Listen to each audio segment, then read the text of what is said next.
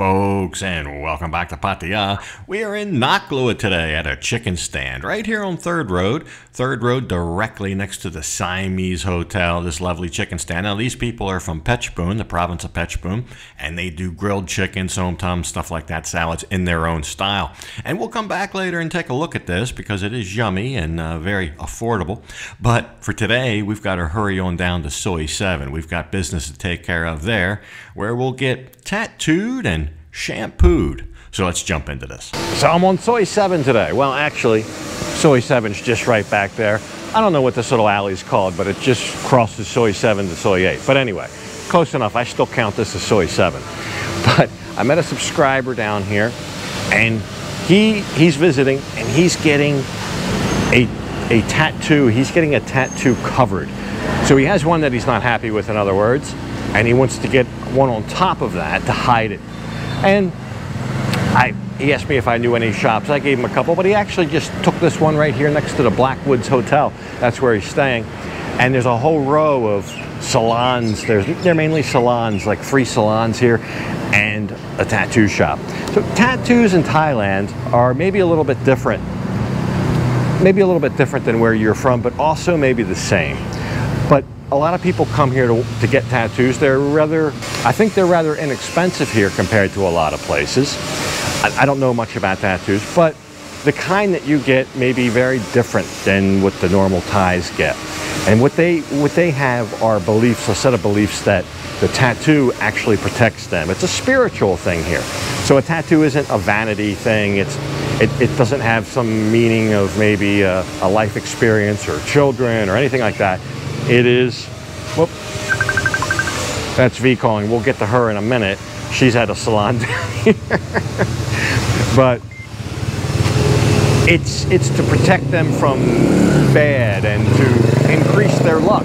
It's also said to increase their charisma and things like that. So you've seen these. One of the most common ones is the 5 tiger claw right down the shoulder. A lot of them have.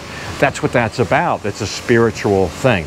So original Thai tattoos are done with bamboo, and a lot of times they're done at temples by monks. Although in Pattaya here, and most places in Thailand, there are many tattoo shops. The art of the bamboo tattoo is a little bit of a lost art, maybe. Now, the last 50, 100 years, there's been perfectly good tattoo needles, things like that. So we'll go and we'll take a look. I'm fascinated by it. I actually went to get tattoos on several occasions with some other folks when I was in the military, and I was always the last one in line. I guess I was less enthused about getting one than some of my brethren who jumped right in line and said, "Me first." And by the time they got done theirs, either the shop was closed or everybody had had too much to drink, the evening was over. So I never got mine. But anyway, we'll follow this gentleman on his cover-up, and I'll show you what it looks like before. He got what's called numbing agent. So that goes on an hour before the tattoo process starts. And what that's about is, I guess, so you don't feel as much pain, the prick of the needle entering the skin. That's extra. That's like, I've seen it 400 baht. I believe the store was 500 baht on the numbing agents, what he told me. So that might be something you consider, but he got that put on an hour before. They wrapped it up in like a cling wrap. I made a joke. It looked like they were wrapping up the second half of a hoagie that somebody couldn't finish. But that's how they do it. Keep it moist, and an hour later they're ready to start on the tattoo.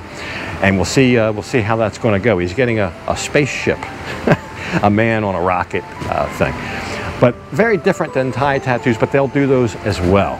So while we were here, V knows this lady in the salon here, and she went in to get her hair done. Kind of a unique experience with that. I'll show you in a minute, but let's go in and see how she's doing.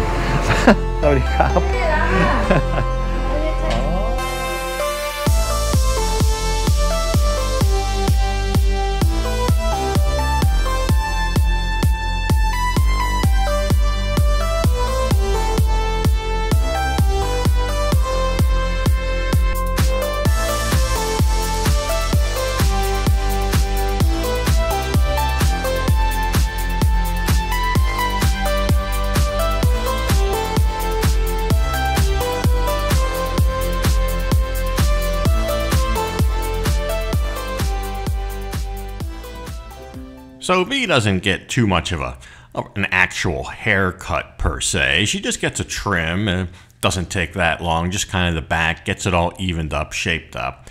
And after that, that went smooth, and then she was prepared for the shampoo. The shampoo takes much longer with the conditioner, and they run that through multiple times and really give it a good scrubbing. She does have long hair. So I figured I'll leave here and we'll go back up to the tattoo shop and we'll see how our buddy's doing up there. Now, it has been roughly an hour since they put on that, I called it the toothpaste. It looked like a tube of toothpaste they squeezed out on there, and that was for the numbing. But they'll clean that all off. Hopefully the numbing has done its job. We'll find out how that worked out. But this, I think, is one of the most tedious parts of the whole tattoo process. He says he only has one opportunity, one chance to get this right with the positioning, because there's lines on the back of this like sticker piece of paper thing, and those lines will transfer onto the skin. So if he lays that down even a millimeter off, then I guess he's got to start from scratch. I guess he's got to start all over. But he took his time. I think that's the key there. Take your time. And he made sure it was positioned just right. Keep in mind, this one, the positioning on this tattoo is everything, because it's got to cover up that the original tattoo. So everything looks covered there, and then you get a good idea what this is going to look like. So I took a picture of that, showed it to the gentleman here, and if you look at it kind of with soft eyes, you can kind of see what it's going to look like, the finished product almost. So the lines have transferred. He's all ready to start coloring in. That'll take a while. Let's go back up and see how V's doing. So I walk in there. Apparently the shampoo is done, but now she's got this gizmo. Look at this thing. I've never seen something like that in my life. Now, keep in mind, I don't make a habit of hanging out in women's hair salons, so maybe this is commonplace and just lost on me. But yeah, it's a blue light, almost looks like a laser beam coming out of there, highlighting some kind of solution that's being really, I don't know, jet sprayed on there. This almost is tantamount to like one of these car wash wands where you load up soap into a little reservoir and then you squirt the car. This isn't soap. I don't know what it is. It's something else, but it's definitely being propelled onto the hair. So we'll try to find out what that is, but very perplexing. I had never seen that before. Let me know if you've seen it. But anyway, there's a guy came in for a shave. They do everything here. V's getting all finished up, so we'll go in and see how she liked everything, see how it all turned out. Okay. Okay. Up to you. Up to you. Okay, looks good. So V's all done her haircut. So what they did, I'll show you. I was in here earlier, and they have some kind of gun. It looks like a gun. It's not a gun. It's a white sprayer, and it has a chemical attached to it and a blue light. I've never seen something like this before. But what that does is it steams in some highlights or something like that. And she got that done. That's part of what she got done, a haircut and everything. I believe nano steam is the right technology. I'm not sure every place has that. I've not seen that before, but I'll show you these highlights it put in. It actually did a pretty even job. Well, let's go in and see how our man's doing. He's under the needle right now, and they're working on the cover-up. They already put on they pasted on the sticker, and that left the impression of what he's got a tattoo. So we'll go in. How are you doing in terms of pain? Did that numbing agent work? Yeah, can't feel a thing. Okay. They always start with the real dark lines first, don't they? Yeah, and work on it from there. And then they'll do the lighter shading. So wow, he's already got the spaceman outlined and all that. He's got the brand new needle. So this tattoo cover-up, how much is it going to cost? The numbing agent was $500, right? So he said 2,000 plus the numbing agent. So 2,500 for this tattoo. So it's going to take 3 hours? Around 3 hours. And you're already 1 hour of waiting for the numbing agent to start. Yeah. That was an extra hour. So he's got a 3 hours to tattoo job, and then he's been just kind of milling around for an hour waiting for that numbing agent to start. So 2,500, that's going to be at about 60, 70 US dollars, maybe 70, 75 US dollars, something like that. and we'll see what it's going to look like. But the key question is, did it cover up the Chinese characters that I showed you earlier? So we'll come back and we'll see what that looks like, and see if he's happy with it. Yeah. So it would turn out that I think the tattoo artist, I believe he meant 3 hours for the entire process, because 2 hours after he started with the needle, it was done.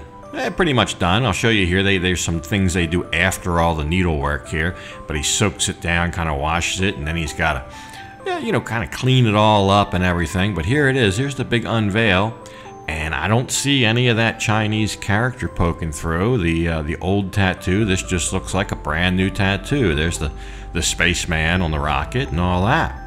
So Mr. Chan here, Mr. Chan on Soi, well, not on Soi 7, right on the alley off Soi 7. Nice little shop here. And I think he was very reasonably priced. I think he was professional on what he did. There are many, many tattoo shops in Pattaya. There are some that are very, I don't know, they get a lot of media attention and press. This is just a small one here. So back at our chicken stand, the offerings are arriving here. There's the chicken, all done up pet spoon style. I mean, there are many different styles of grilled chicken, very close to, like I said, Isan style, as was the som tum salad offerings, but this is like a som tum substituted papaya for corn, basically, just like a regular som tum, but corn being the main ingredient. I don't particularly care for those hard-boiled eggs, but V had those. But I tell you, the corn salad was special. There was sticky rice on hand, chicken, of course, and V got a regular traditional som tum. How could she refuse that? But anyway, always good to know where one of these nice little roadside Isan style chicken stands are. They're very good. Maybe once a week, once every other week. They're fantastic food. But we kind of kept it quiet today. We had some gardeners over to do some lawn work. We've got a busy week coming up here. I tell you, next episode, I guarantee you, I will show you something you've never seen before here, something very new and exciting, something very big, and we'll take an in-depth look. But until then, I've got to leave this one off right here. And as usual, I'll thank you for watching. And until next time, bye for now.